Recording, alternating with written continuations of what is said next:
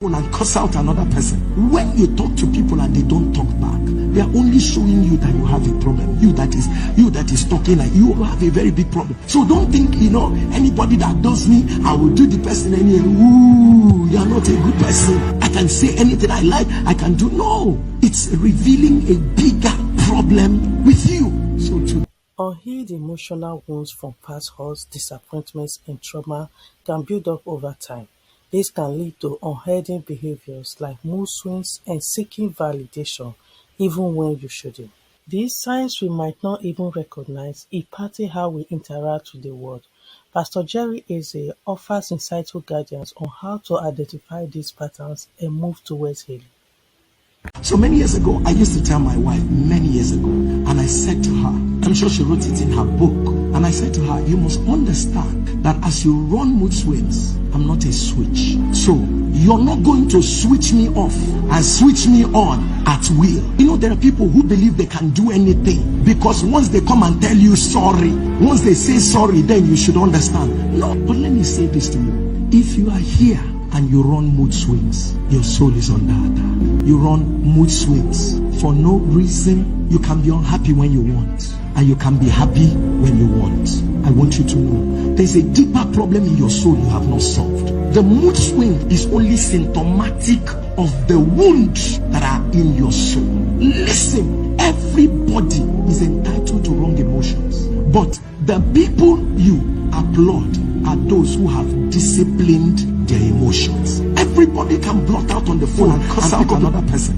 When you talk to people and they don't talk back, they are only showing you that you have a problem. You that is talking, like you have a very big problem. So don't think, anybody that does me, I will do the person any. Ooh, you are not a good person. I can say anything I like. I can do. No, it's revealing a bigger problem with you. So today you come in, you're all very nice, and then you turn around and say it's because I am in my period. You are not the only one. When you were born, grew up in a compound where there was one wicked person that was very unkind and unnice to people, and so the person treated you so meanly. But because you could not show back vengeance, you could not react the way you wanted, so you lived your life believing that people can hurt people and it means nothing to them. Put it inside your dress. And so at some point you dealt with a very traumatic situation, things that happened in your family, the kind of things that went on, or maybe the people you met in your life while you were going. So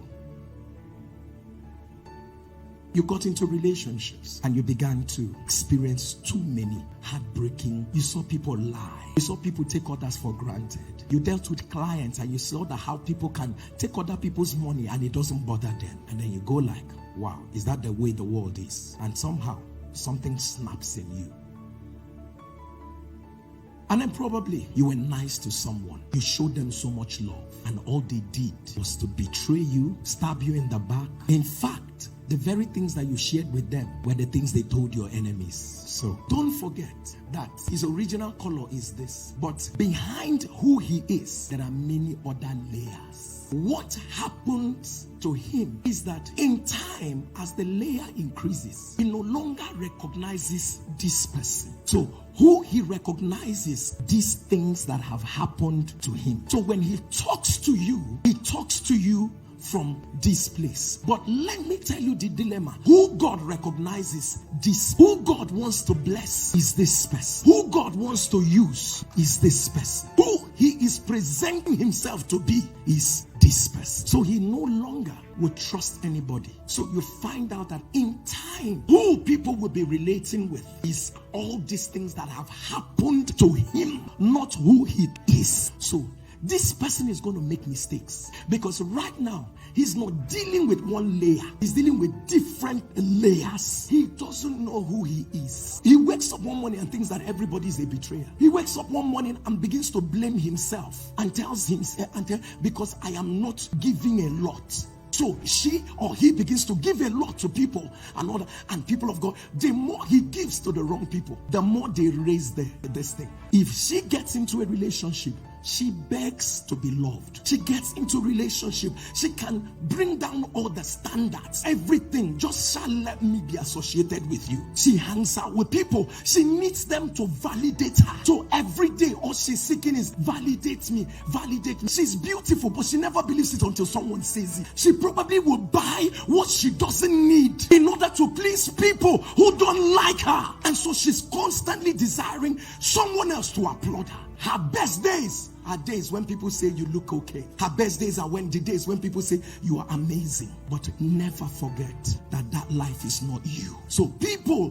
who crazily want validation have layers they need to deal with. You're not getting blessed because God cannot bless the fake you. God can bless the layers. That's not what God is going to bless. God is going to bless the true you. There are things that you are even praying about. The true you cannot pray about it. I don't know whether you're getting what I'm saying. The true you won't pray about it because that's not your purpose. It will derail you. But you're praying about it because you actually want it to validate you. But the true you doesn't need that to be validated. That's not who you are. It is not true that you're not good enough. It is not true that you need to obligate yourself. It is not true. It is not true that you're not fine enough. It is not true. God knows you've been through so much. But one thing is that never let what happens to you happen in you. So the only way for him to return back to who God has created him to be is to intentionally become extremely reflective. What have I allowed? Be honest and say, I recognize that in 1998, this situation hurt me so much. You're intentionally going back to it, not to open the wound. Let me tell you,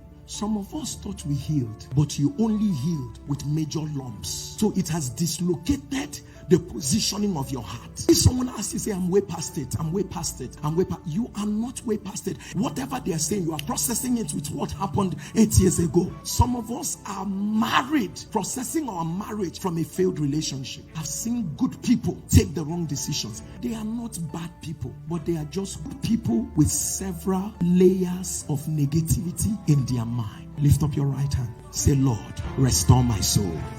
Very insightful illustration from Pastor Jerry. It's easier to underestimate the long-term impact of past hurts, disappointments, and traumas. These experiences can subtly influence our behavior, leading to mood swings, a constant need for external validation, and other negative patterns. If left unaddressed, these emotional wounds can hold us back from reaching our full potentials. We should know that past traumas are not permanent problems. Although some leave everlasting scars and takes a lot of work to fix, with God on our side, these problems are fixable. By taking the time to understand our past experiences, tracing back the root cause of the wound, and developing healthy coping mechanisms, we can break free from our limitations. This journey towards healing empowers us to build healthier relationships, navigate challenges with greater resilience, and embrace a brighter future. So what are the lessons to take from this teaching? Number 1, sometimes random mood swing is symptomatic of a deeper wound. Number 2, everybody is entitled to wrong emotions, but the people we applaud are those who have disciplined their emotions. Number 3, and finally, emotional trauma can change who we are and our outlook on situations and the world. Please, let's learn to recognize it and deal with it properly. So what are the steps to healing from emotional trauma? Studies reveal that emotional healing process takes time, and it tastes different or looks different for different people. Regardless of what we are healing from, taking steps like practicing self-compassion, practicing mindfulness, caring for our body, and trying therapy. Also, being patient, because healing takes time. We need to develop the spirit of patience. Surround yourself with good, positive, and supportive people.